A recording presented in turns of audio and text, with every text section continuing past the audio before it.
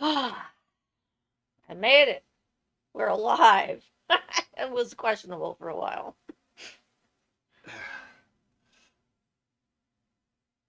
Are we on there now? Yes, we are. Okay, sorry.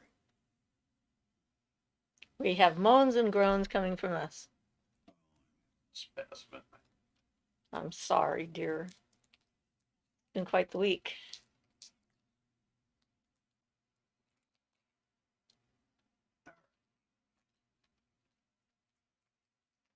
Hi, Erin. Welcome. We're alive. Yes, we are. Trey says hi, Siofra. Hi, Trey. Welcome. It's been one of the busiest weeks I think I've ever had in my life. One thing after another. So it's been fun. But I don't have results yet from my procedure on Wednesday. Probably next week I'll find out. Ian says hello and welcome, all you fabulous people. I concur. Yes, all of our people are fabulous.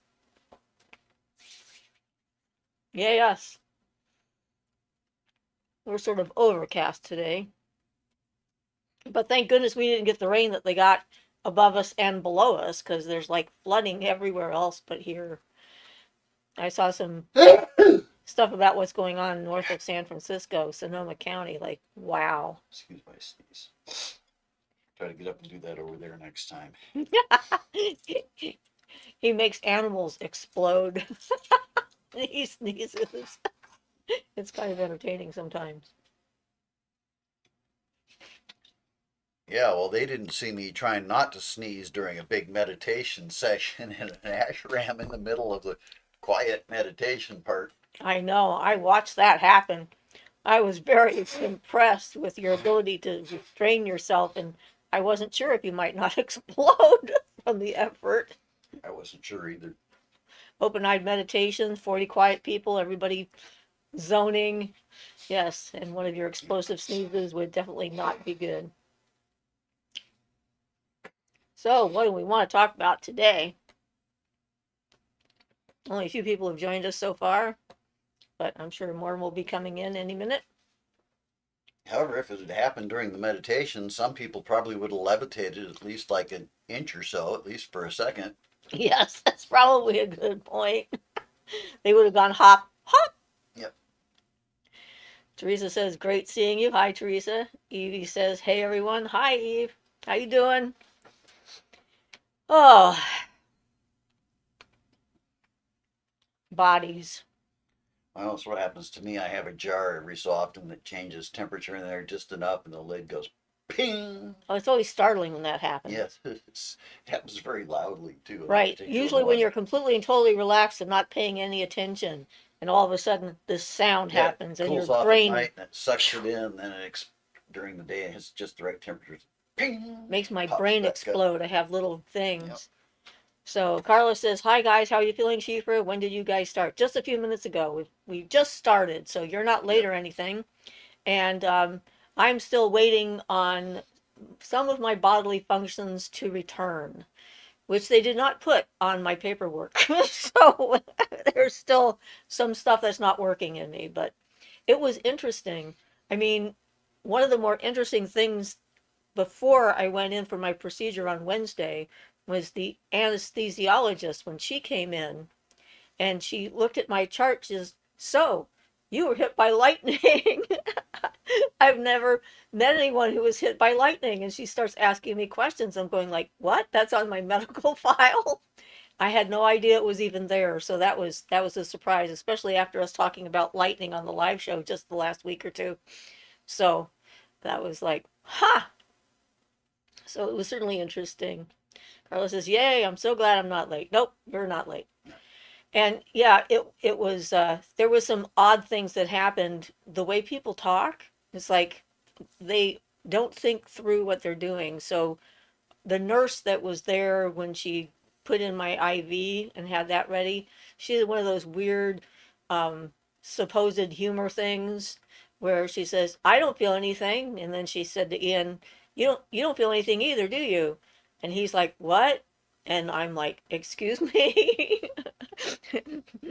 So I handled it pretty well. For when she poked you with the Yeah, needle. when she Yeah. poked me with the needle, and I thought I handled it extremely well. I just said, I think this is inappropriate language for you to be using with me because this is the actual phrase my father would use while he was torturing me. So she stopped. And then shortly after that, she either was off duty or gave us to someone else because we ended up with a different nurse not long after that. So that was something else. Carlos says LMFAO. Aaron says, I have been needing salt to ground myself when I have been waking up. Is it a sign I have been traveling or I will be soon? I don't know. Sounds like it's a sign you need to ground for sure. And when you're dreaming and asleep is a pretty likely scenario for traveling around. Yeah. So I wouldn't be surprised. Carlos says, oh no. Trey says, I was hunting yesterday and had a couple experiences with telepathy helping the deer cross over comfortably. Your recent animal video helped me a lot. Oh, that's Good. cool. I'm glad. Yeah, it's when I lived up north, I met a native man who was trying to he was telling me that his grandmother was trying to teach him how to know where to go and how to know what animals were giveaways that had been an agreement.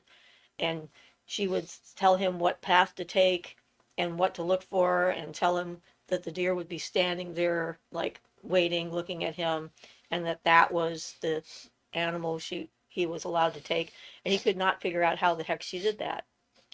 I'm apparently gonna have to go run and get an antihistamine. I'll be right back. All right, but yeah, Teresa says doing the sacred tree meditation today and decided to send healing to the outside cat I'm about to take in. Told it of my plan and heard it say, I can come home. Heart touching. Aw. In doing the sacred tree meditation, that is. Yes. That's cool. It's always good to get communication from animals. I have I was at a client's house Friday morning and there's a really large, massive boxer who lives next door. He's in a fence, so I'm not concerned about that. But I had to take my stuff over to my car across the street right in front of his house and he was like woofing at me. And so I just looked at him. He says, "Oh, aren't you a beautiful boy? Look at you." And he just sort of went, "What? I'm a beautiful boy?"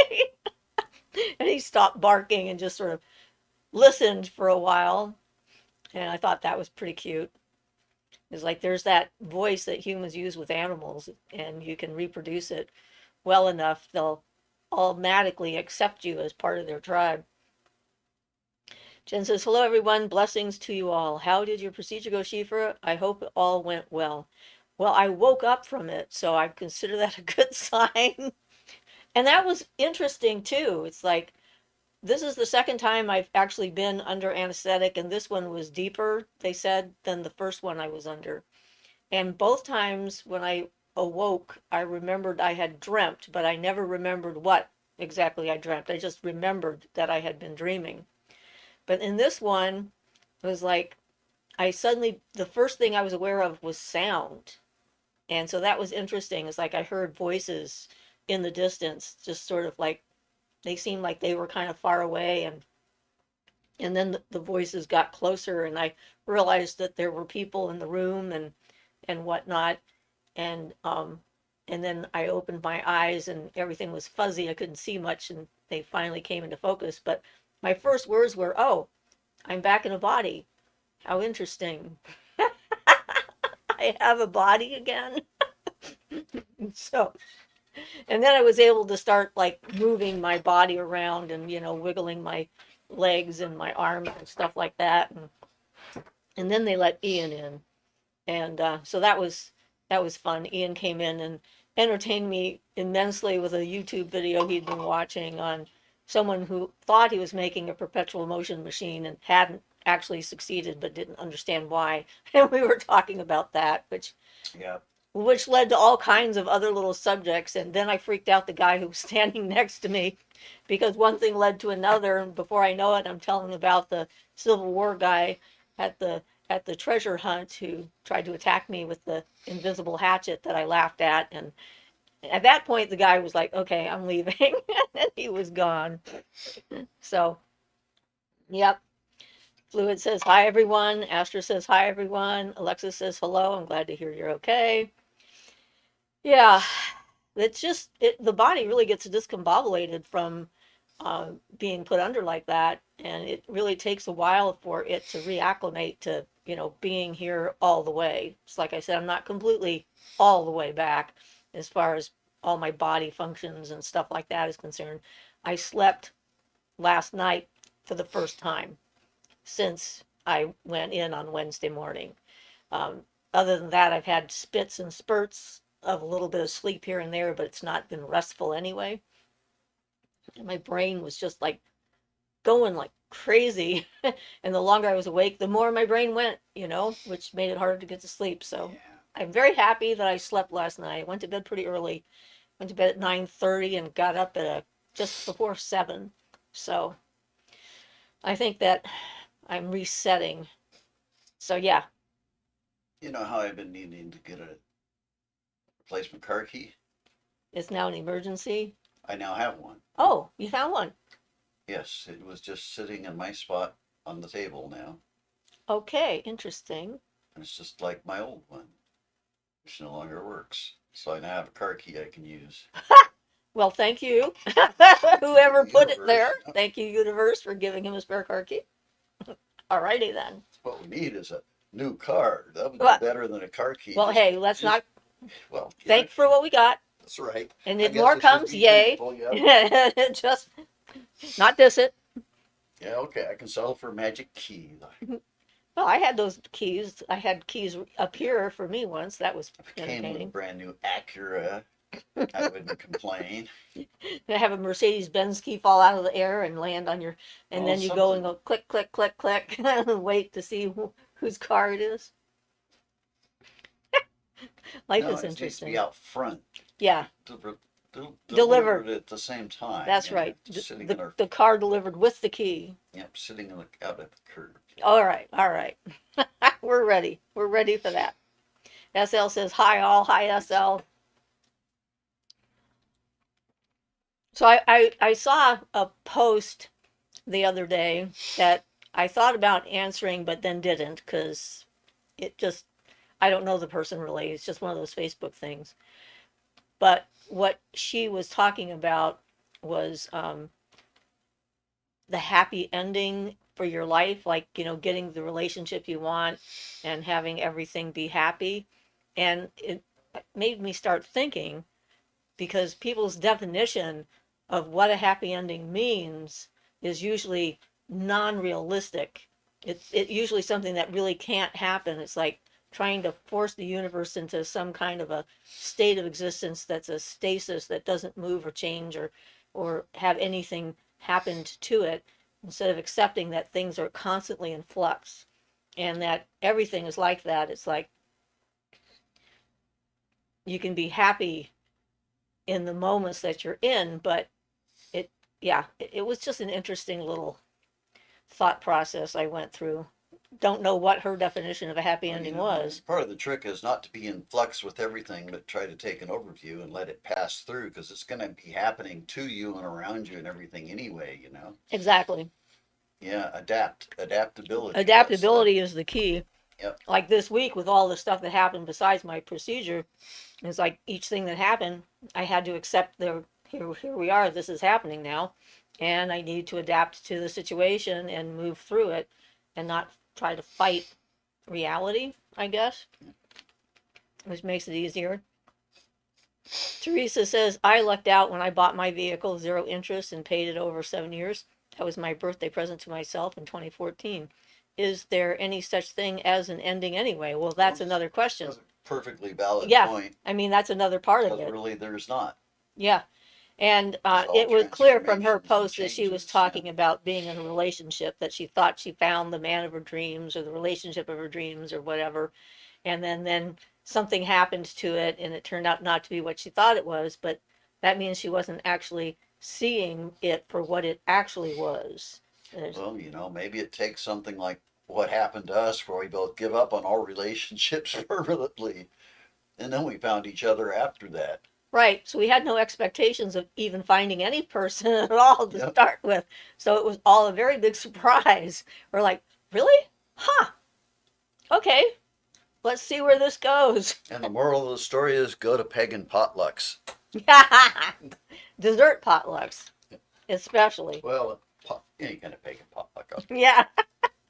but dessert Teresa says, especially. is there any such. Oh, she asked that already. Alexa says, oh my, can I send you healing or love? How do I do this? Haha, visualizing, taking up energy from the earth and sending it to you. How do I know it's working? Well, you don't necessarily know that it's working, but it doesn't matter because your intent is good. So, And if you do it enough, after a while, you get a sense of knowing how it's working. It comes up as a small bit of clairvoyance that just kind of increases naturally. But I'm starting to be able to tell when I've charged something, not when somebody else has charged it, but when I've charged it. I'm being able to tell how charged it is or how much more it needs charged, and that I can get a sense of how it feels. And if you practice it long enough, you will start getting that. You'll get a sense of how it feels. Like when I'm doing Reiki, normally I get a sense and I know it's working because I don't know how I would describe it, but I can get a sense that something is happening. I get some kind of feedback, even though I'm not consciously aware of it. I know it's there. But when I tried working on a guy with serious cancer once, and he came to me as like his last resort after he'd done everything else, he was virtually half dead, mostly dead anyway. But I tried working on it with Reiki, and it was just like pouring it into a black hole. That was the only time I never felt any feedback from doing Reiki, was when the cancer was so much worse than the amount of energy I could channel. Even at channeling my largest amount, it just went nowhere, and I could tell that with him. So it's a sense that you might not realize at first, but you'll start to feel what's going on, whether or not you're aware of it. If you work on different people, you get the comparisons and things, and start to feel it. and that's true. It's like, and the more you practice, the more likely it is to be working and successful, and the more able you will be to tell Yeah, whether or not it's working. yeah. So, It's slow. I've been doing it for years, and I'm just now being able to starting to be able to tell. But yeah, so Violet says, hi, you two. Hi, how Violet. about it? Jen says, the Native Americans have had so much wisdom and had such a beautiful way of living with and as part of nature. It breaks my heart what has been done to them. They Yeah, and all the other indigenous peoples have suffered so, so much. And it's true, they have. And it is a terrible thing. Uh, yeah, I absolutely 100% agree. And that's happened to the indigenous people around the planet, every continent, except for Antarctica, where people weren't living, as we now know. There's a lot of things that don't live in Antarctica, at least yes. not As now. far as how to do it, to a large portion to Alexis's, before we go farther to Alexis's, as far as the how to do this, it's largely visualization, but it's helpful if you can put a feeling with it, like a feeling that's happening or a feeling of healing or whatever. But yes, basically it's visualization that starts getting those things activated and working. Yep. You visualize them happening. SL says sometimes I get really tired of the energy of my crystals. Is that normal or does it mean I have to cleanse them? Well, it can mean that you have to cleanse them, or it can mean that what you need at the moment is not from that particular crystal, that Exactly. you've overdone it, or have more than enough of that.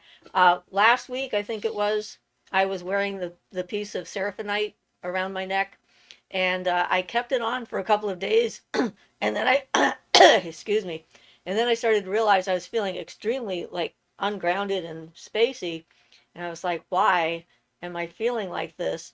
And then I realized that it was the piece of seraphonite that I was wearing, since it helps you to, you know, tune in to angelic energies or whatever you want to call them, which is why they call it seraphonite. And so I had to take it off and put on a piece of tiger eye, which immediately helped me feel better. Yeah, So, you can always have too much of a good thing. Just like if you're taking a vitamin or supplement or something and you get too much, it can do you good to a certain extent. And the same thing that sometimes if you need something, it's a medicine, but if you don't need it, it can be a poison. And it's kind right. of the same way with the crystals and stuff.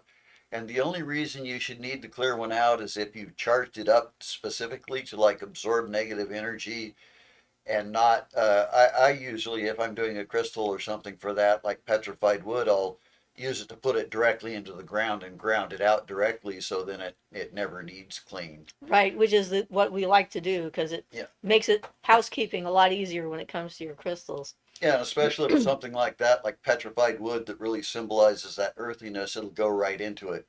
Because, you know, the tree that made from lived in the earth and had roots down in the earth and all that. Or whatever Yeah. kind of stone it is. We do that with our Well, yeah. obsidian and Yeah, whatever. yeah, So it's true. It really doesn't matter. That's just why I yeah, like petrified wood because my yes, it visualizations. But helps with your yeah, visualization. Yeah, and that's why there's so many different wonderful kinds of stones out there. People can do all kinds of things with them. yeah, So, but yeah, you can give yourself a break from that crystal. Try working with a different crystal. If you haven't set your crystals, if you haven't taken a crystal and specifically charged it up for a particular purpose and added energy to it, then you're not losing anything if you cleanse it. I don't yeah. like to cleanse crystals because I have them doing a job. I have them charged up and they're doing a specific kind of energetic work. And generally, like they just don't need cleansed unless you've made them to purposely absorb stuff. One of the reasons I like having selenite around because selenite will automatically cleanse and recharge a crystal. It'll, whatever charge you've put on a crystal, it will increase that charge that you've put on, as well as get rid of any negative influences or energy or whatever that might be blocking the crystal from doing its job. So, so Astra says, I want to get married, but I barely leave my house. The maintenance man is pretty cute, though. Well, you know, if you want him to come to you, I guess you limit your options. Alexa says, oh man. Teresa says, that Vampire Codex book surprised me with their section near the end on energy healing. Very instructive. Well, yeah, that annoyed me that they had that accurately. It just went against my desire to, you know, I didn't like the fact that they actually knew what they were doing for that. It was just annoying. Jen says, I'm so glad it went well and that you woke up. Laugh out loud. Mad props to how you handled that nurse, Kate Fresca. She was so rude. Yeah, And she didn't realize it though. She was just making it's clear it was just her culture she hangs around with to make those kind of jokes. well, that's the thing, But I though. agree. They are They're I crude. don't like that sense of humor at all. I'm offended by a large amount of things people think are funny. It's completely unempathetic. What it Yes, says is how I'm feeling about what she's doing to me doesn't matter and isn't important and isn't exactly. valid, That's and the she doesn't want problem. to hear it. She So didn't realize that though. I mean, you know, I it's just hope. one of these cultural. Well, it seemed clear it was just a habit for her to talk like that. Yeah, people need to Yeah, break bad habits. I agree. I agree completely. Yes. Carla says, speaking of crystals, can you tell me one more time about the amethyst thing you guys are doing? Also, can I incorporate my super sevens along with the amethysts? Okay, so the Amethyst Crystal Web project is specifically for amethysts, not just in your possession, like the necklace I'm wearing, which, this is a bunch of nice amethysts, and I have an amethyst ring here that have been charged up during the Amethyst Crystal Web project. The idea is to connecting the amethysts together and to bring in uh, joy, peace, and tranquility vibration through the amethyst crystals Yeah. themselves, Yeah. wherever they happen to be. And one of the reasons for amethyst is its close connection to the acacia, so it automatically sort of has a link naturally to other amethysts and things like that with the Right. acacia. So So the idea is it's connecting to all amethysts in the ground around the yeah, planet, that's the reason for using the and amethyst is that that is the natural reason for that. connection and stuff. So I don't know about incorporating your super sevens along with the amethysts. I mean, if there's an amethyst in there, I'm sure that it would help with them, or the energy itself might help with charging up the other crystals, or what have you. We do it on the full moon, and there's a video that takes you through the steps of the visualizations, and the idea is going up through, the physical, astral, mental, planes into the Akashic plane, and then planting that feeling of joy, peace, and tranquility into the Akasha, and then bringing it back down through the planes into the earth, into all the other amethysts, and as a sort of a gentle potential. So people who want to access it can. And then you can charge up individual crystals, you can charge up jewelry, you can take individually charged crystals and like plant them in places around your community, like in front of the courthouse or the police station or the homeless shelter, whatever, wherever you think that the energy could be useful to help with people making better choices and decisions, perhaps, or helping them feel more calm in whatever's going on with them. Yeah, so, and the size of the amethysts that you use and the quality of the amethyst isn't important because the amethysts are all connected regardless of how big they are, how dark they are, how great of a crystal they are, how under the ground they were. None of that is of any, doesn't matter. It's just the fact that they're amethyst. So they can be dark, pale, and everything in between. They can be little chips, Yeah, they can be big chunks. the one thing that matters in that is how you feel about it. So whatever you use, if it's a little chip or whatever, have respect for it and picture it as being, powerful and effective for its purpose.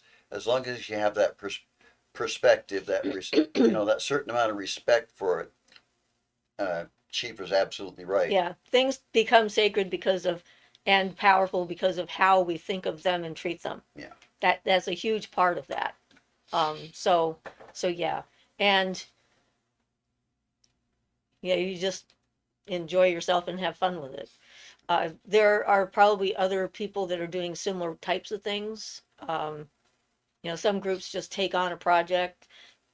At one point, we had a loose plan of trying to plant crystals around our county and connecting them together to charge them up, but that kind of didn't happen just because people were not as interested as they thought they were at the time, etc. That kind of thing.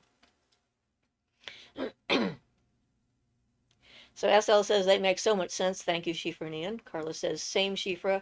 I never cleanse my crystals except for when first getting them. After that, the energy they have is mine. That's what I'm going for. Yeah, Yeah. you might want to cleanse off whatever, if people have handled them before and that, you might want to cleanse that out of the crystals Yeah. and stuff when you first buy them, sure. And I do that sometimes, and sometimes I figure as I add energy to it, the stuff just leaves anyway. It depends on how I'm feeling and how Yeah, of course. Well, important or you got to bad or take intense it might if you were be. given one by a shaman, you certainly wouldn't want to cleanse it out. You'd want to keep that energy of the shaman with or whatever. So, but if you got something that was dug up and handled by 50 tourists or something before you bought it, then Or like me, not being able to use Tibetan crystals because of being able to see how they were mined. well, yeah, that's a different deal. I'm afraid to touch one ever again after that. So Teresa says, one year at the Cathedral Village Arts Festival in Regina, one of my vending neighbors each gifted me crystals, one strand of amber and the other a large petrified wood log. I guess two of my vending neighbors. Cool. That sounds nice. Gaga says, how do you charge a crystal? And does it matter which type of crystal you charge? Yes.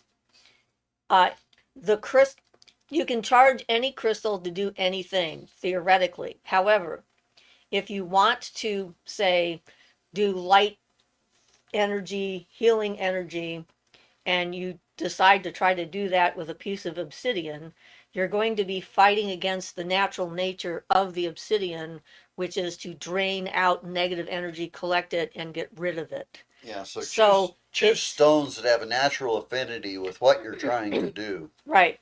It makes it much easier on that end if you pick something that's compatible with the purpose that you have in mind.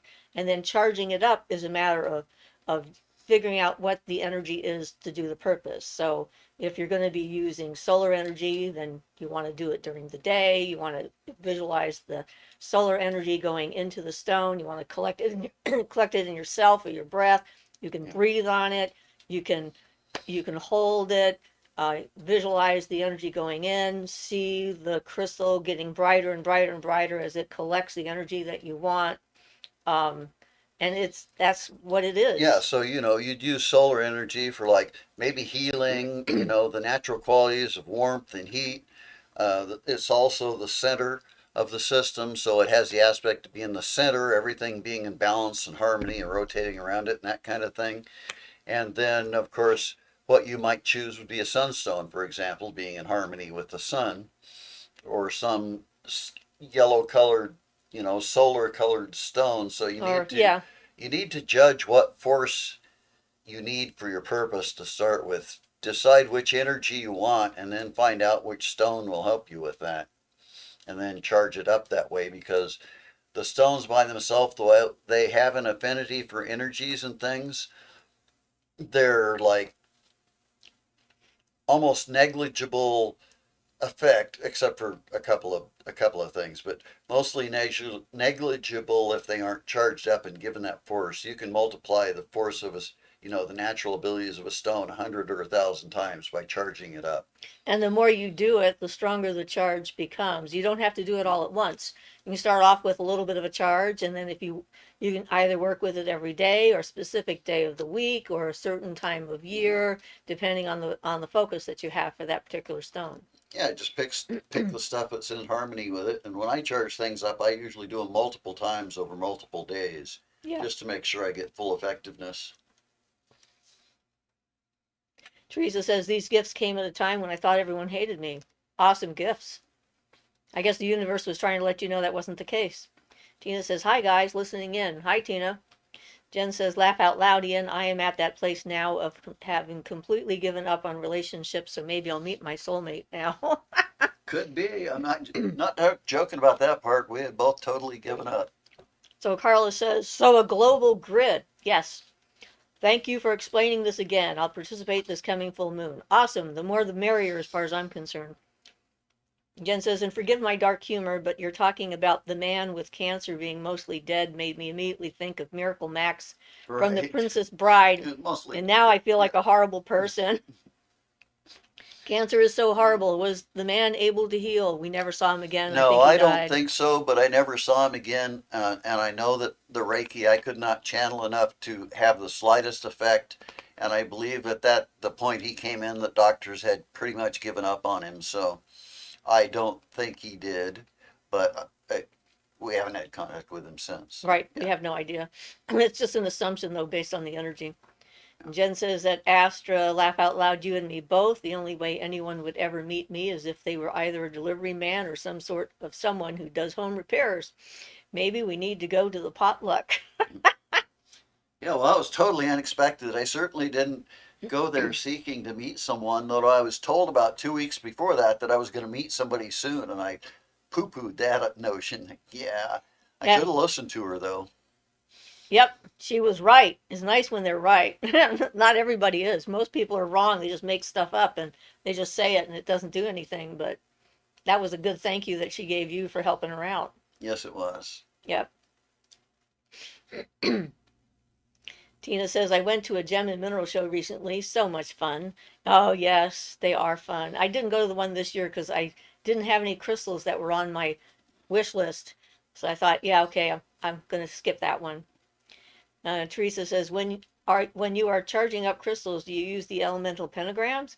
It depends on what you're charging them up for. I mean, if you're charging them up for a specific energy, like a specific element, then you could use the elemental pentagram for that element. And that's what I would do if I was charging it up for an element. I would use the elemental pentagram. Um, if I was banishing it, sometimes I use the 4 elemental pentagrams to cleanse the object by pulling that element through it and letting it take all impurities away. But generally, the majority of my charging is through some version of willpower. Yeah. Or filling it with an energy or something. But yeah, I use a symbolism like that occasionally, but only because I've done it a lot, and so it's become effective for me without much effort. Some of it, like drawing the pentagrams, they do take a repeated use to really become effective for you. Yeah. It helps when you understand the symbolism, what you're doing, and so forth, and then the practice makes it more solidified. Yeah. It's kind of like in Japan, there were certain families that would make a crystal ball, and it would take generations to hand polish the ball. and that's what they would do. It's like not looking at it as something that's going to be immediately effective, but repeated over and over and over again, it becomes effective over a period of time. And there's this movie, if anyone ever gets a chance to see this, it's called The Sorceress and the Friar. It's a French film, true story, an amazing piece of cinema that I saw years and years ago now. I think it was in the 80s when it came out. And one of the things that they showed there was a local legend about a greyhound that had died to save the Lord's child. He thought that the greyhound was like attacking his baby and killed the greyhound, but the greyhound was protecting the child from a snake. And so the local people decided that this greyhound was a hero and a saint, and it became like a place that all these women would go to to pray for their children when they were sick, or to pray for them to stay well or whatever. And then they would, like take something, and they would rub a spot on the stone. And they did this time lapse kind of a thing where as they started to rub the spot, and over the hundreds of years that it had been since this event had taken place, the groove in the stone got deeper and deeper and deeper. And so it's that kind of thing. It's like we don't always get to see the instant result that we're imagining, but with repetition, the groove gets deeper and deeper and it becomes a solidified thing. And I think that's important for us to remember, especially in this time of instant gratification where everybody wants to have things now, they don't want to wait. So anyway, yeah. Carla says, same Tina. The Pittsburgh Gem and Mineral Show comes twice a year to my area, and I go. Last weekend, I went to something called Lunar Fest, a metaphysical fair, and found some there too. Got myself a magic picture at Luna Fest. Yeah, same, Ian. Willpower. Gaga says, I wonder if you could combine a charged crystal with sigil magic for a stronger effect if you have the same energy for both. Well, certainly you would be focusing on the same thing using two different methods, and I would think that they would help each other. Absolutely. And Carla says that Gaga, most definitely. I wouldn't necessarily describe it as stronger, but focused. Jen says, I'm so happy for you and Siofra. You are an awesome couple and doing such great work. I'm so happy you both found each other. And Thank you. so We are are we. We are always astonished. And the funny thing, when he came in and we started having that conversation, and then I chased the guy away by talking about a ghost. We were talking about with my granddaughter later, and I said, Ian and I don't have normal conversations like other people. She says, nope, you definitely do not. Probably mentioned that we've emptied out restaurants. Yes, before. and I said that's probably how we've Helped by emptied. magical conversations, but yeah. We have emptied out more than one restaurant by just having one of our kind of conversations. But we are who we are all the time. It's certainly a lot easier that way. You don't have to like put on airs or try to impress other people or anything like that. Is that you are who you are. Sometimes great, sometimes not so great, sometimes feeling wonderful, sometimes tired, whatever it happens to be. And just being able to be yourself and genuine helps, I think, in having a healthy relationship.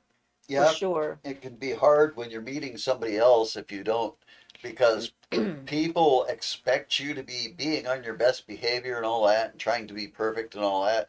And then if you're just being yourself, they can be awfully, not sure what the word would be,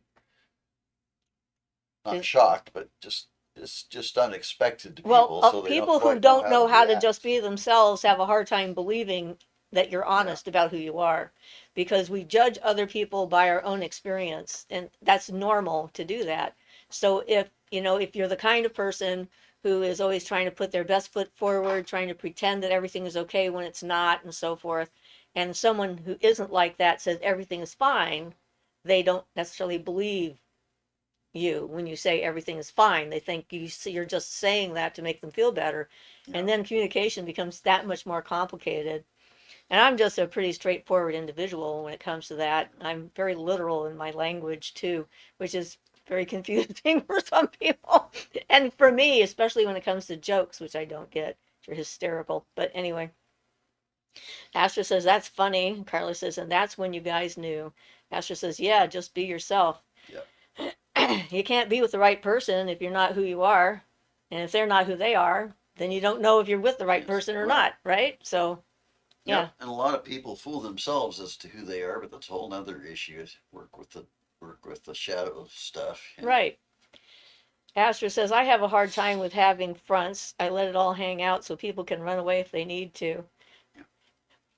Yeah, I mean, I have to say it was the guy's fault that we brought up ghosts because we were talking about treasure hunting and muons and all kinds of other science stuff. And then the light bulb has been on now for 120 years. It's never burned out. And then he brought up the treasure hunt thing in West Virginia. And I said, no, it wasn't West Virginia. It was in Virginia because I was there. And then we saw the Civil War soldier who tried to attack me with the hatchet. And I have to say, I just came out of anesthesia, so. But even if I hadn't, I probably would have said the same thing, I think, because I'm like that. I'm too honest and open, apparently, according to some. Well, but that leaves you not having a whole bunch of stuff to remember. Oh, it is so much easier to remember Not the only that, truth. but you start. The problem with a lot of it is people build up a self image that then they have to defend and work to keep Protect. up. And that self image can easily get distorted from what they really want it to be or should be. And yet people don't realize when it starts going astray and they keep fighting and supporting that self image and yeah, they don't realize when they're getting off base and going to extremes to support something that's no longer useful because people change as they grow. And it's really funny when they lie to your face and then you catch them in a lie and then they're offended that you don't believe them. Yes. That That's happened to that be protection for the image that there. happened to me once when I was a child. I remember I must have been like 4 or 5 and I was really offended and cried really hard that my mother didn't believe me when I lied to her. I was really hurt by that, which I still think was hysterical. Well, that's about a Because four-year-old I brain. knew when I was crying, I knew that I'd lied to her. But you I was didn't just so believe hurt that she didn't me. believe me. Yep. Oh, the torment. Yep. Astra says, I show people videos of UFOs to weed out if they're scared or not interested. They don't pass the vibe test. Or scared or not interested. They don't pass the vibe test. Yeah, I over the years people ask me questions like, when should I tell someone I'm going out on a date with that I'm a witch? I said, first thing. That should be the first words out of your mouth before you even get to the date, because you do not want that to becoming a problem. I don't know how Yeah, many yeah. people have had that where they thought they liked the guy and then he turned out to be like an uber Christian and then they're like, I can't tell him who I am because I like him. He's going to be upset with me. And I'm like, you are with the wrong person. This is not how it's supposed to work. I've got to say, Siofra lives up to it when she's talking about that because she does tell people right off generally anybody she feels like she's going to need to have continuing relationship with on some level. Well, like the chiropractor. Yeah, exactly. Yeah, when the rumor spread around town that I was a witch by the other massage therapist who was a quote unquote shaman, which I thought was weird that she would think me being a witch was bad, but then there's all that lack of information and education and so forth, and warned him that he shouldn't have anything to do with me because I would destroy his business because I was a witch. And so he asked me directly, and I thought, I'm going to be working with this guy. I have to be upfront. I don't want to be there under false pretenses and then having to pretend that I'm not what I am. So I told him, yes, I was. And then he asked me some good questions about what that meant. And I told him. And he said, well, that doesn't sound evil. I said, it's not. So it was good.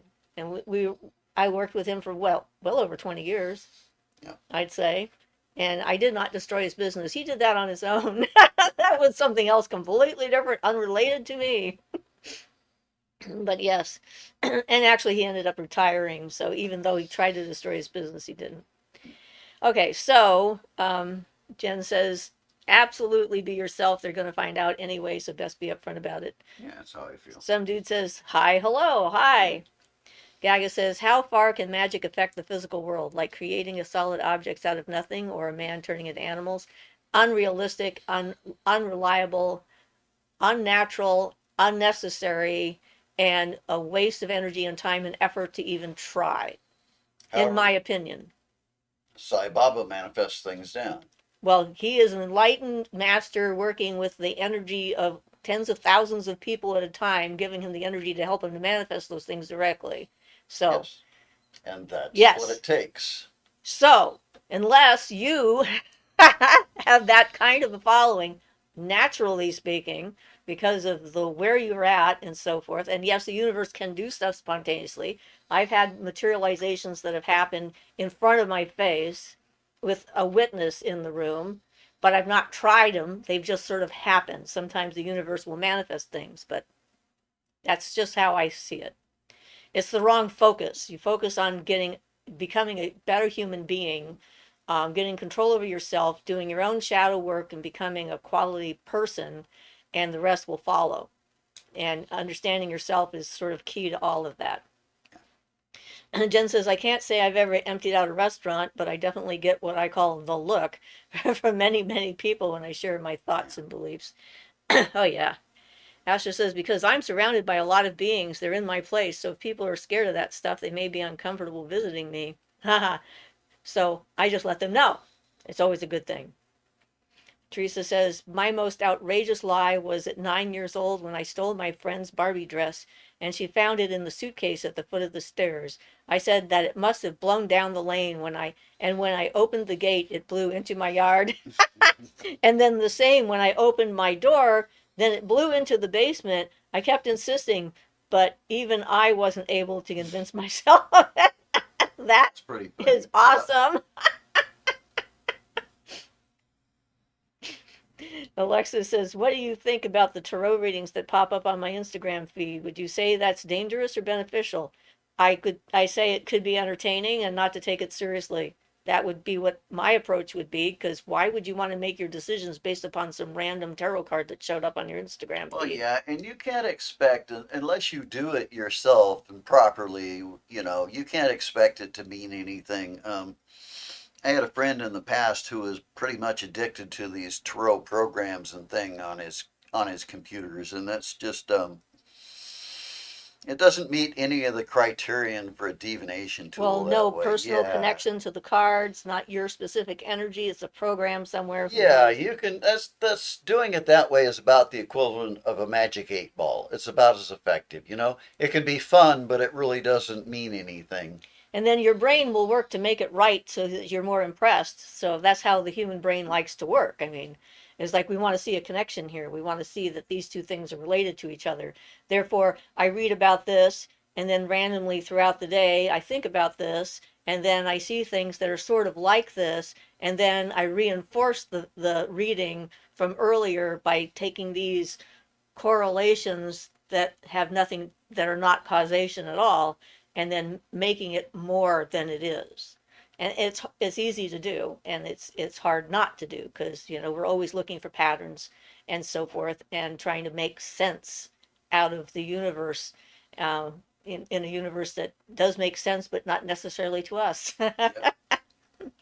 So Shay says she was a shaman and talked smack about you because you were a witch. Face palm. Yeah, I know. Yeah.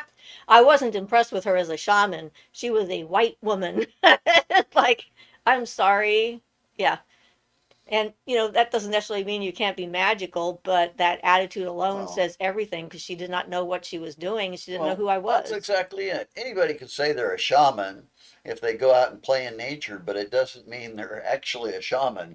Well, yeah, it depends on your definition of the word. I mean, my personal definition of a shaman. And I know that that word is actually only used by a certain group of people in Russia, as it's their word for medicine person. So I should say Well, my definition of a medicine man or woman is someone who can walk between the worlds, who is a go between the spirits, either of the ancestors, the gods, of nature, of plants and stones or whatever, and the people. that's And certainly more the traditional, accurate view of a shaman that the shamans themselves have. That they're helpers to the community who can walk between the worlds. That's basically the criteria of being a yeah, shaman, I think, from all the that's the stuff only I've read. Yeah, that's the definition that I yeah, have, someone who can walk between the worlds. I straddle the worlds in a lot of different ways. yeah. And We had one of our members said she was more interested in shamanism than in witchcraft, and I just sort of looked at her, it's like, what do you think shamanism is? We're doing guided journeys, we're traveling to other worlds, we're talking to spirit beings. I mean, it's just a language barrier, I think, where people get they have their own Well, personal definition of a word, and they don't want to change it or something. They want it to be different than it is. I don't know, but anyway. Astor says Barbie dress, haha. And there's some overlap with shamans and witches, so that lady is silly. There's a lot. well, yeah, there's a lot of overlap. That's the problem. Yeah. I mean, there's a lot of overlap between Native American um, paganism or nature religion or whatever you want to call it and witchcraft. And I was part of a radio talk show on Samhain one year down in Santa Cruz, and there were two or three witches and one Native American woman who was there on the program that they invited to speak and answer questions from the public. I thought it was a good idea to do some public education. And when we first started the program, everybody introduced themselves. And when it was her time to introduce herself, the first thing she said is, I'm not like these people at all. I have nothing in common with these people whatsoever. I am Native American and do Native American stuff. These people are not like me at all. And by the end of the program, she completely changed her mind because we would talk about the elements and the directions and the energies and the animals that we work with. And she realized the similarities between us. And I always found that there was similarities. That's why I went to the Native American medicine wheel 4 years in a row in southern British Columbia, because I feel Wow. very comfortable with their ceremony because it's very similar and familiar in structure and so forth. Some little differences, but the basic concepts are identical.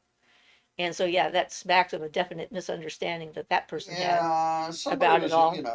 there are shamans and then there are shamans.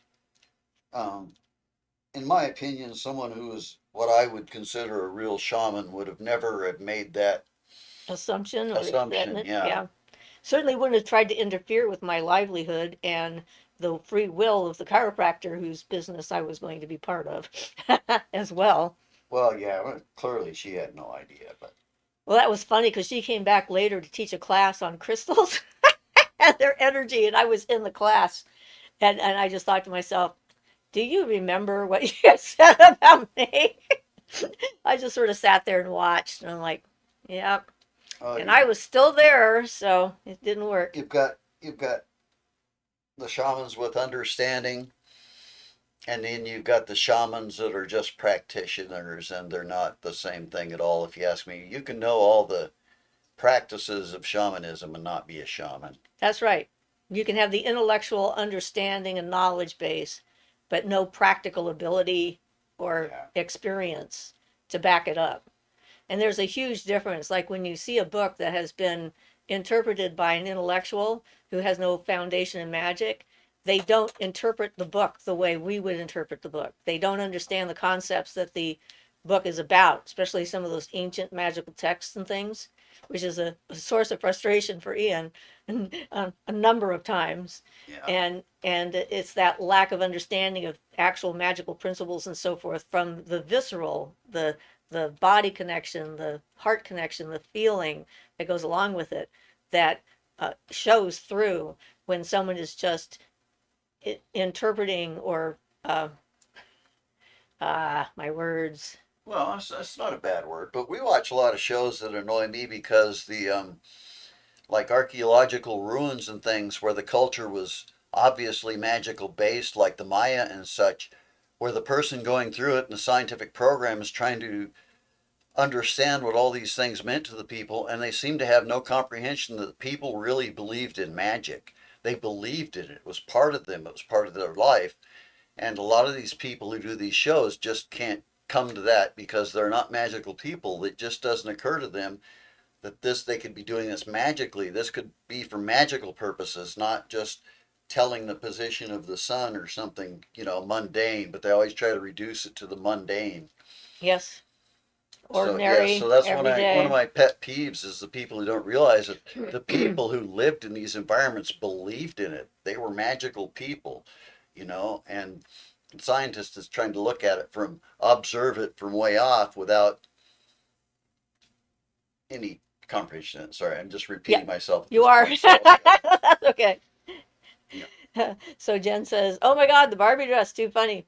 Alexis says, "I told my ex-boyfriend I was into witchcraft and he got scared that I was practicing black magic. That's why he's an ex, I'm assuming." At least one of the reasons, because yes, if they think you're practicing black magic, what do they have to hide? Because they're worried that you're going to use it on them. I think that's a possibility, right? I always wonder when people get all freaked out about what we can do and what we might do and so forth, because are they secretly thinking that they could do that if they had that power and they wish they could? I don't know. It gives me pause. So Gaga says from Franz Barton's Hermetics book, what's the difference between the fundamental attributes and the polarities? Well, I'm kind of partially going to guess what you're talking about there, but let's say we take the example of the water element, okay, as a fundamental attribute and the aspects of the water element, how it affects the person. Well, um, the water, if you bring it in and breathe it in, it can make you say you have a problem with your brain going all the time and your body's going all the time. You have a hard problem sitting still and you can't stop. Well, bringing in the water element and the magnetic fluid uh, along with that will tend to cause that in you. The magnetic fluid will slow all that stuff down. It'll ease and calm everything and make you more at ease, okay? So that would be considered a positive aspect of it. The same thing, if taken to excess, turns into like gluttony, unable to stop indulging yourself in food and drinks and entertainment and stuff like that. And so it's going too far into relaxation and ignoring your responsibilities, then it becomes a negative thing. So positive and negative are just based on what it does, if it's helping or not, or if it's constructive and building up, or if it's tearing something down, because water can also clear out the stuff you need cleared out of your body. So it's removing things and tearing it down, but it's a positive effect if it's removing junk that's in your body. It's a negative effect if it's removing all the vitamins and minerals you need to survive. So I hope that's sort of on the area of what you were talking about for the polarities. Yeah. Carla says, my ears are buzzing so loud with this convo, but yet they name their spacecraft after gods and goddesses. Yeah, that's because they don't have much imagination and someone else has already come up with all the cool names, so they're going to use them, right? I True. mean, all the planets are named after gods and goddesses, and some of them are the Roman and some of them are not because they ran out of words for the Roman one, so they used the Greek one and threw that in there. I mean, they're just like trying to come up with anything. Yeah. Jen says it frustrates me how our modern Western culture compartmentalizes human beings and even life itself and leads to lots of errors in thinking, in my humble opinion. Well, Yeah. yeah. And that's the thing is like things are complex systems with a lot of different relationships that are constantly moving around and going on. So you change one component of a complex system, and then it's going to have an effect on all the other components in that system. Everything Yes. else has to adapt to that shift and that change. Yeah, it should be holistic, but we like to divide everything down into smaller and smaller pieces and only deal with little tiny fragments of the whole at a time, which that's excellent for some things if you want to make a super powerful drug that does exactly one thing, but it usually eliminates all the other aspects of the drug that naturally buffer it in a natural form and things like that. Yeah, As examples, yeah, herbs have natural buffering abilities in them, but when um, you take that single thing out. The From what I read, all the people who like marijuana do not like the pills because it's too potent and it gets rid of all the pleasant aspect, and then it just becomes an unpleasant thing. well, I think that's the thing. It's like the whole plant, there's a reason why it has all those different things in it. And then there's the other compounds that are in it that they don't know Yeah. or don't understand, don't know sure Well, exactly what they and then do it's that may have benefits. then it's the whole system, like the way we've screwed places up by bringing in animals that weren't native there and caused problems with that. Like Hawaii. Yeah, exactly. It needs to be considered as a total whole. So I Yeah, agree and even completely with scientists that. get stuck in that. Yeah. That's what happened in Hawaii. They brought in what is it called? Mongoose? Yes, the mongoose. That's Yeah. it. They brought in the mongoose to hunt the rats in Hawaii because they had a rat problem. For some reason, no one sat down for 5 minutes and thought, mongoose hunt during the day and rats come out at night. And they never saw each other. So now they have a huge mongoose and rat problem. So their solution was not a solution at all because they didn't think of like the actual nature of the thing they were trying to figure out how to control naturally. So yeah, that was when I went to Hawaii to the Big Island. Mongoose were jumping in and out of the garbage cans during the day, and the rats were jumping in and out of the garbage cans at night. It's like they saw each other as the sun was going down and the sun was coming up, and it was a very brief time, and they didn't care about each other at all. So I think I'm going to have to tell my little joke. So there were these two guys on a park bench, and one of them looks over at the other, and he's got a box at his feet. And says, "Pardon me if you don't mind me asking what's in that box." He says, "Oh, it's a mongoose." The other guy says, "Yeah?" Thinks about that for a minute. Says, "Why do you have a mongoose?"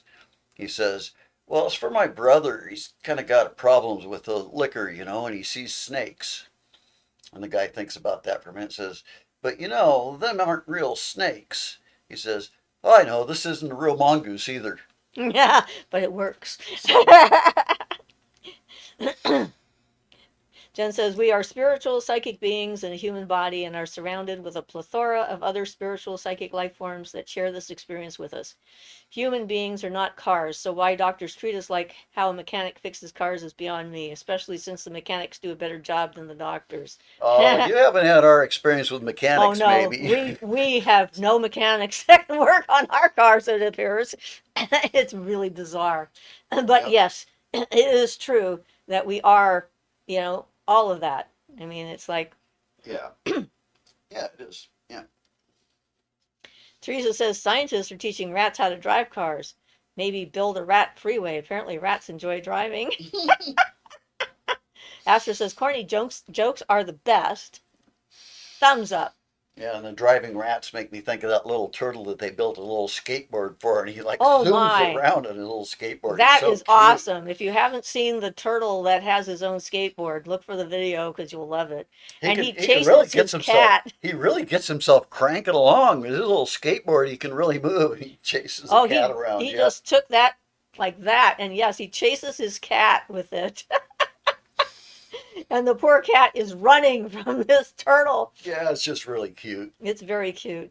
It's always interesting. It's like how different life forms interact and have different ways of interacting together if they're put in a situation where they're allowed to. Like people used to freak out that there were dogs in with cheetahs in the zoos. And the reason they're there is because the cheetahs need exercise and they need companionship. And it works better if they have a dog than if they have another cheetah. So Yeah. they're there as companion animals and they both get something out of it and they have a blast. Astor says, that reminds me of the dog that rides the lawnmower. Yeah, animal stuff. There's too much of it. I saw one the other day that I liked. Somebody put a carpet on a Roomba and made it look like a magic carpet. And the cat was sitting on it and driving it around. He was flying Probably around looking around going the like, little magic carpet. Like, what the heck's going on? Yeah. don't know. But yes. Astor says the turtle has a turbo boost. Yep.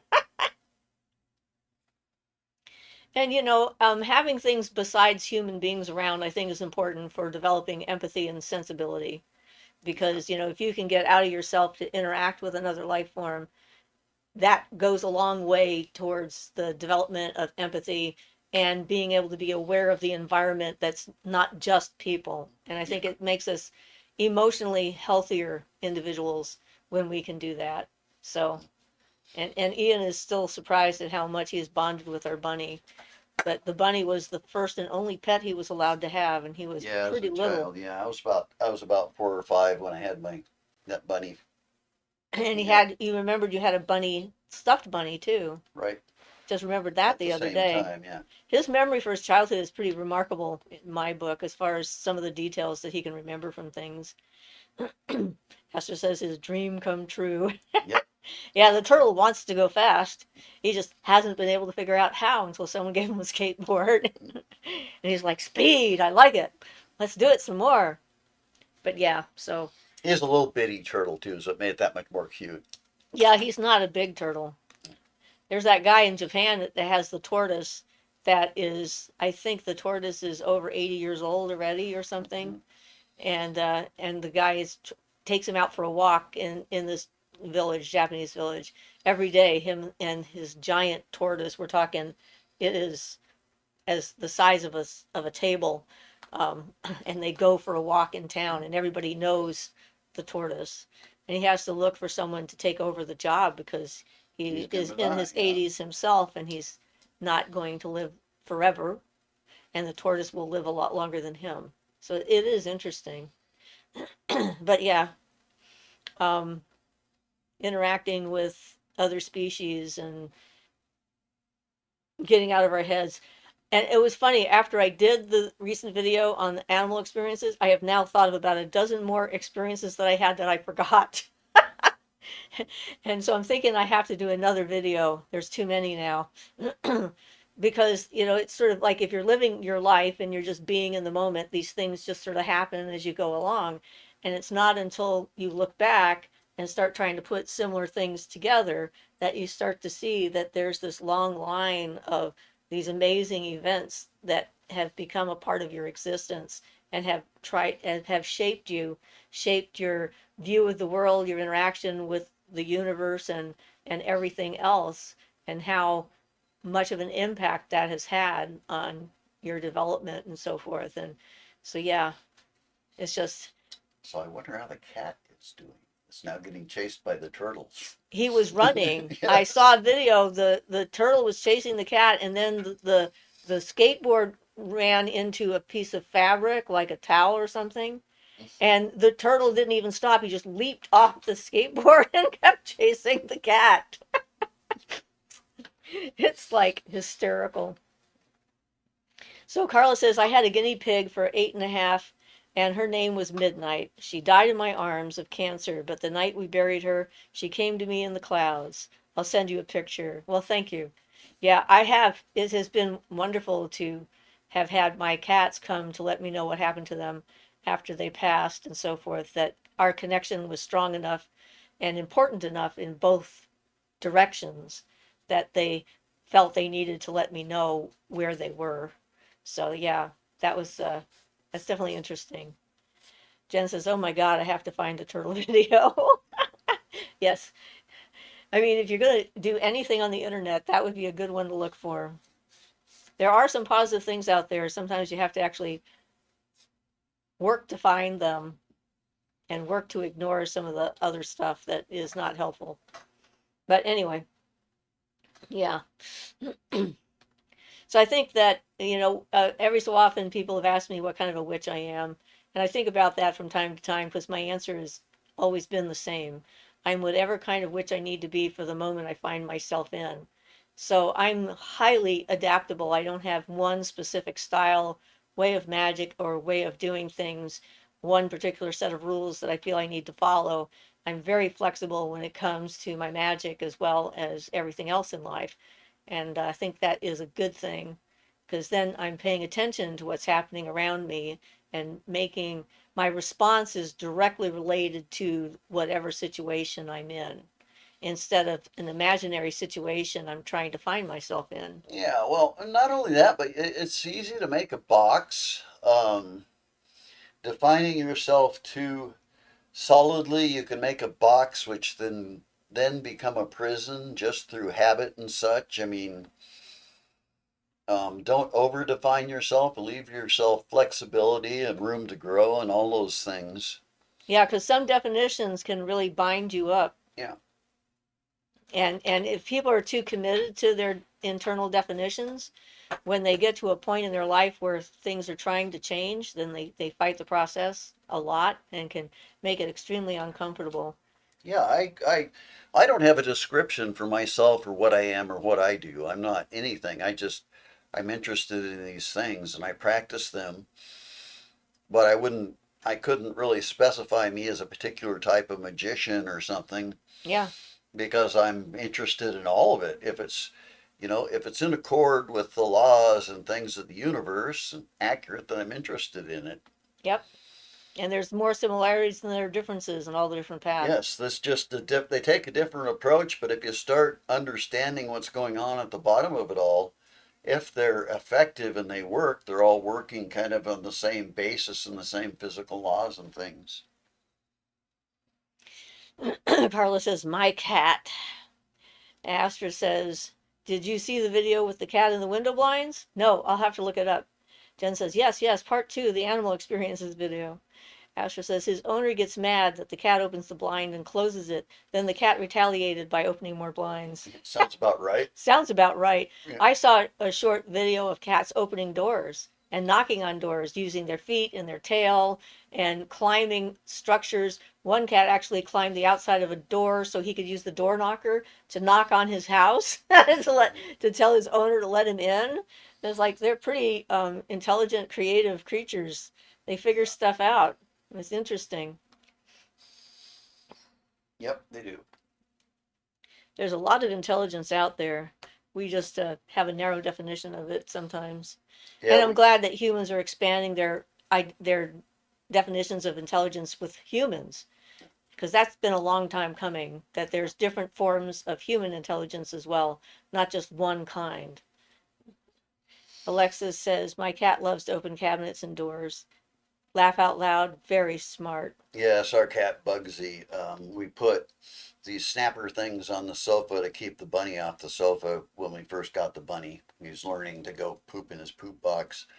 So it's not a problem now, but the cat, no problem. He just learned how to navigate all those things around them and even sleep on them without setting them off. And And if he set them off, he didn't care. yeah, they You just look at him and go like, yeah, that didn't do me any harm. I don't care. It scared the heck out of the bunny, but yeah, the cat was like, nonchalant. It's like, cool cat. These don't bother me. I'll just go around him. Generally, not even set him off though, unless he falls asleep and accidentally hits it with his tail or something. Yeah. But he knows what sets him off. He learned. They got a yellow thing that sets him off, and if he avoids that, he's good. He learned that pretty quick. Yep. Yeah. Yeah, they definitely adapt to their environment and figure out how it works, whatever it is that they find themselves in. All right. We should probably get back to magical stuff, but animals are so great. Astra says, I had a dream I was a fairy queen and started turn into one and I looked alien-like. It scared me because I'm a human and don't want to be anything other than human. Interesting. I'm sorry that that scared you. Um, Fairies definitely don't necessarily look human, though some of them do. So that might be, could be an anxiety kind of a thing about change, you changing into something and you're not sure what it will be. And so, yeah, I had a lot of visitors when I first got back from the first night. Everything came in to check on me, and I'm like, guys, please go away. I need to sleep. The gnomes came back and looked in on me, and then other people's power animals came in and looked in on me. And it's just like, guys, I'm alive. I'm here. Go away. Let me sleep. So, yeah, they're calmed down now because I'm back. But it's interesting. I've become such a part of the environment here, apparently, that me being gone and having my energy weirded out was Well, we've noticeable. lived here a long time at this point. Yeah. Thankfully, I hate moving. Astor says, yeah, maybe. Alexa says, are you familiar with star seeds and what all of that means? Well, there's so many new things that people like to tout out and say it's a human defined thing, the idea of an enlightened being coming here from somewhere else to try and help us because apparently we're too stupid to figure out how to help ourselves, my opinion. I think we need to be smart enough to help ourselves and not depend upon anything that might be coming in, if it's true or not, because it's our planet and we're the ones who are responsible for it. So I don't really give it much energy or attention. It doesn't affect me individually. If I'm from another planet, I don't remember it anymore. And I'm here now and doing the best that I can with the life that I'm in and trying to learn how to live in the moment and be in the now and have the most positive impact I can on my small part of the environment and the universe and so forth. So sometimes I think people like that to make, they want to feel special. There's the whole chosen one kind of energy vibe when it comes to that. I'm different from other people, so I must be from somewhere else. And I relate to that because I used to think when I was younger I was an alien, considering the fact that I didn't act or understand how other people acted. People don't act right, they're stupid. Yeah. But that was just a, a thought process, rationalization or whatever, an attempt to create a narrative that would make me feel more comfortable in my own skin, not necessarily truth. And there's a difference between a narrative, an idea, and a truth. So, um, if there are some out there and they're real, yay for them. Uh, It's like I judge people by their actions, not by their beliefs, whether they're uh, religious in the traditional sense, spiritual in any kind of sense whatsoever. I don't care what their philosophy is or their rationalization for their existence is or what they think their life means and how important they are. It's how they act that matters. And if they're not acting in a right manner, I don't like them. And Yeah. I don't have any reason to pay attention to them. I know who I am. That's what I'm here to do, is to know who I am, not to know who they are. And what I hope that our channel does is to help people figure out who they are themselves. I don't want people to be like me or necessarily to agree with my own perceptions of reality. I want to encourage people to find their own truth and become the best human being they possibly can in the life that they happen to be in right now, and that's the important part. The other stuff is just fun, or sometimes entertaining or annoying, depending. So anyway, Astra says, um, I also hate when people say I'm a starseed or Arcturian. Why do people say stuff like that? I find it horrifying. I'm a human. Human are magical, and we don't need to be anything else. And Alexis says, true. Astra says, no offense to the fairies. I just am used to my human form. Yes. Carlos says, how about the term light worker? A lady called me that and I literally laughed. How can that be when I'm so irritated all the time? Okay, now that's another trap in my opinion, because if you look, I joined a light worker forum at one point, and they had so many incredible rules that you had to follow. You weren't allowed to ever do anything that they considered negative. You couldn't send negative energy that someone sent to you back to them because that would harm them. It was like on and on and on. And I'm like, okay, that's enough. I left the group because I'm not going to agree to this, because we're more than one thing. And unfortunately, the people that self identify as light workers are often feel that they're better than other people. Again, we're getting into that whole thing, because they work with light and, we don't understand it. But we're part of everything, light and dark. Dark is not something to be afraid of. Night is not something to be afraid of. If we didn't have night, we'd be burnt to a bloody crisp, without that opportunity to reset and relax and take the heat off. And it's like everything works together. So yeah, they annoy me too. Uh, and and if someone tries to stick a label like that on me, they tried to. They had a label on me when I lived up in the Kispiox. I was the lady of the lady of the valley is what they called me, because I was in a valley, and I was a healer. And I heard this rumor that went around the valley that I would never go to a party and dance because I was a healer, and healers don't do that. So I went to a party and danced my butt off. And I said, I'm sorry, I'm not going to let you stick me in a label like that. It's like I'm all kinds of things. It just depends on the mood I'm in and who I'm with at the time. The way Coyote would put it, it's hard to see the light from inside the box. That's true. That's a good way of looking at it. Astor says the light workers tend to be in denial of their shadow and they seem unintegrated and dangerous, in my opinion. Well, yeah, Alexa says, ooh, being just one polarity is a problem it on its own. is. Yeah. Yeah, you can't exist as just one thing. Yeah. It's not good. Alexa says, ooh, that sounds real. And Carla says, we dance. Yes, we do. We have movement and energy and we have moods and all sorts of things, just like a whole array of emotional states and none of them are necessarily bad alone. They can be, but together they have some balance to them.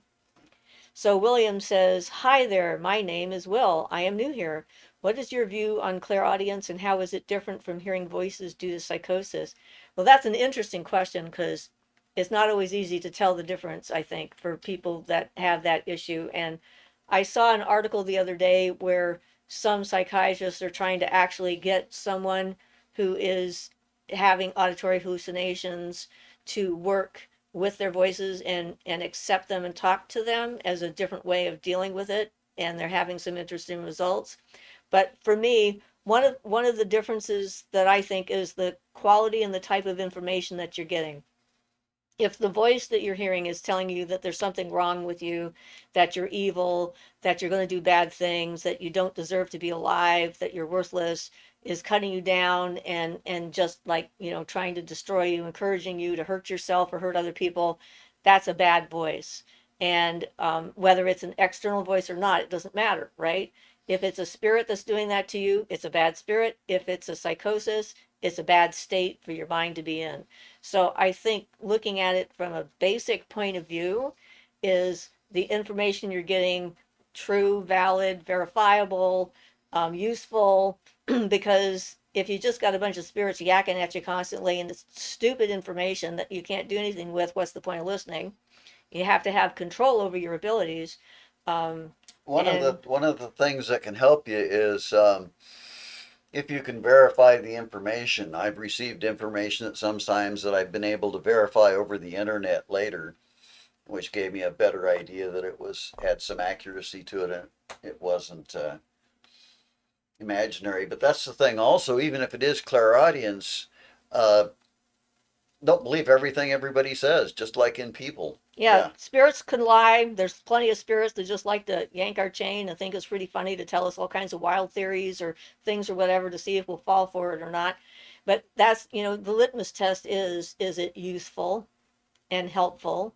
Um, and if it's just like randomly interesting but doesn't lead anywhere, it's just a distraction. So the main thing in walking this path is learning to have control over your psychic abilities. And as you get to know yourself and your own inner voice better, then it's easier to tell when a voice is external rather than internally generated.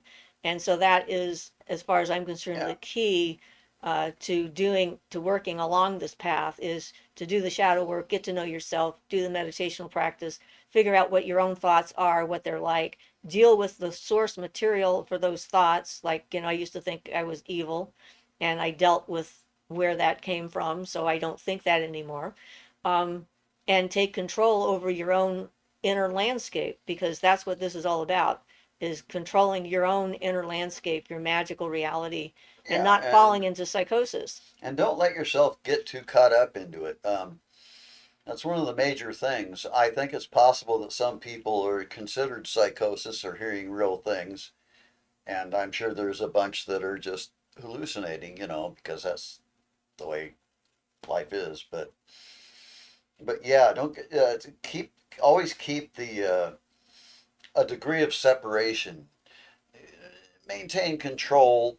Don't buy anything wholesale. Don't get too enthusiastic. Just treat it all with a bit of respect and accept it as Skepticism good. and Yeah, discernment. yeah. Keep yourself just a degree of separation from it, so that if it doesn't work out and it's not right, then you can just let go of it. It's not a big deal.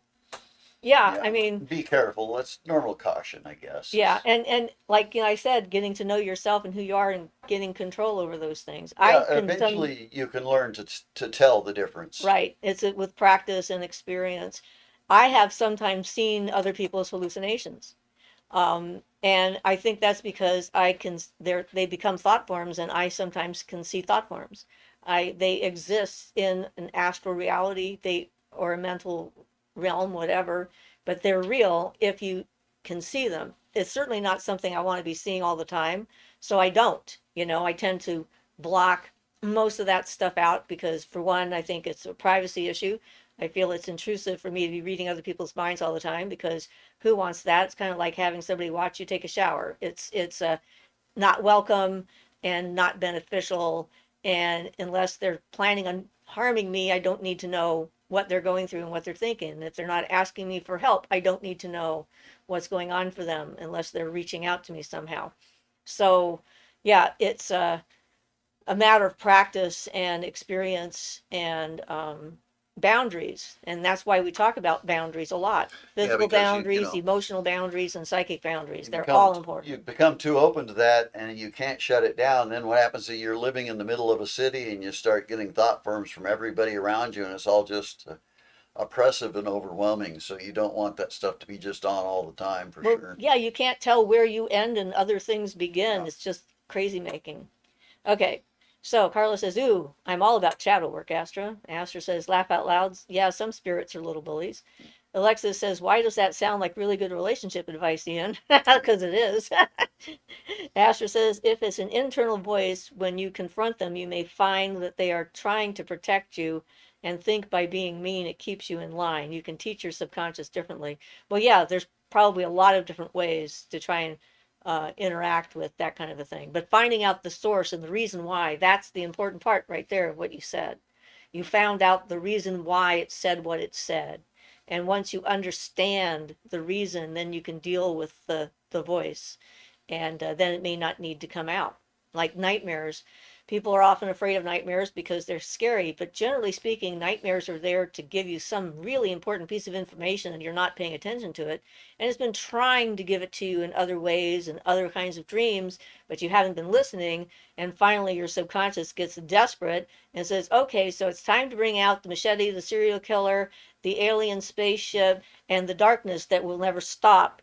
So you will listen to what I have to say That and to actually get your attention. that actually brings up a point though that persons can have an inner voice that actually almost speaks to them like an actual voice, because I have that happen sometimes.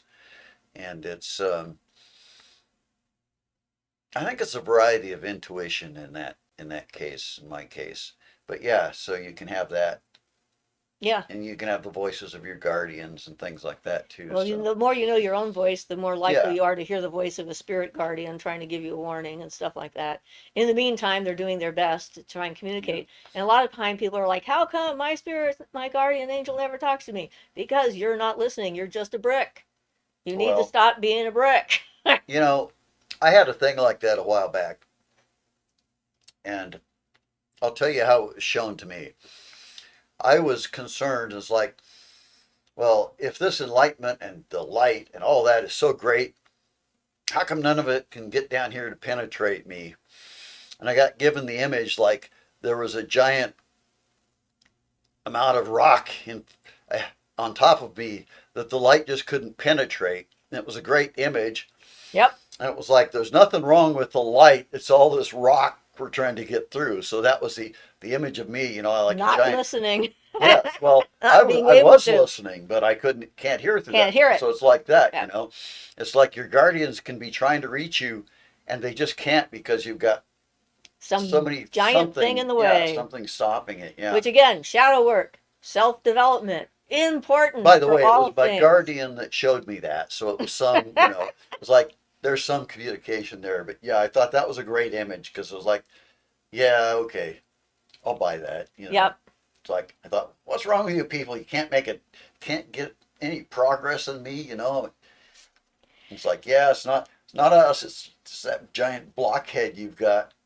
Yeah, and if somebody's hearing voices and it interferes with their ability to function in the real world, like take a bath, go for a walk, ride a bus, talk to somebody in the store, then I don't see anything wrong with medication in order to give them an assist so that they can become more of a person and then maybe develop the ability to function with Well, it.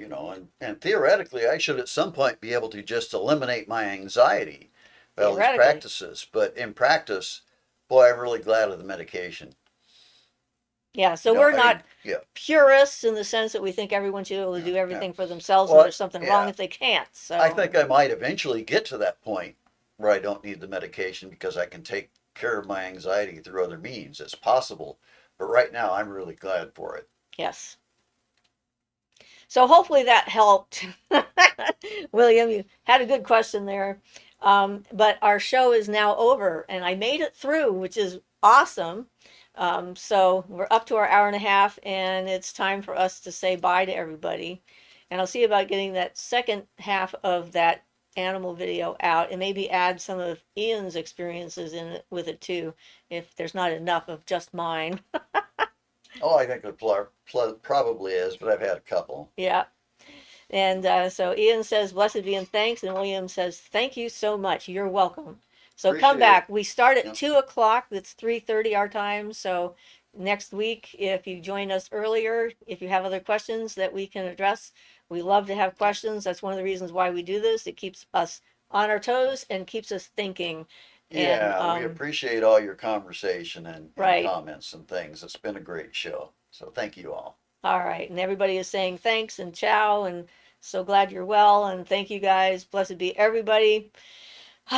And we'll talk to you all soon. All right. Bye, Al. And I'm gone.